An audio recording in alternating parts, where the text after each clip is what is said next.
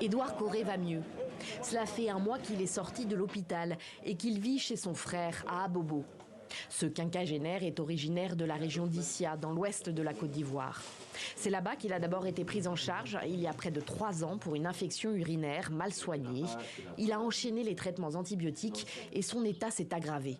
Après la première maladie, j'ai eu qu'on appelle sirop de foie, le sirop de foie, et j'ai eu encore un problème de cœur. Je dois prendre 9 comprimés par jour. Et il y a un comprimé que le médecin m'a dit quand je suis arrivé au CHU. Il dit ce médicament-là seulement, là, ça donne vertige, ce médicament-là. Les antibiotiques, là, ça m'a créé beaucoup de choses. Ça m'a créé trop de problèmes. L'organisme d'Édouard Corré ne réagit plus aux antibiotiques. Un phénomène qui touche toujours plus de patients dans toute l'Afrique subsaharienne. La semaine passée, des médecins de plusieurs pays du continent se sont retrouvés à Abidjan pour partager leur expérience sur ce problème précis qui ne concerne pas que les êtres humains.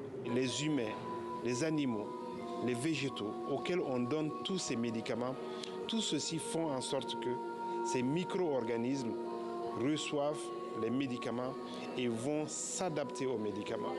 Et quand ils vont s'adapter aux médicaments, ils vont développer des mécanismes pour que les médicaments ne marchent pas. Et c'est ce qu'on nous appelle dans notre jargon scientifique la résistance aux antimicrobiens. La RAM, ou résistance aux antimicrobiens. Concrètement, de plus en plus de patients, parfois atteints de maladies graves comme la tuberculose ou le VIH-Sida, ne répondent plus au traitement. Parce qu'ils ont pris trop d'antibiotiques ou les mauvais antibiotiques contre des bactéries précises.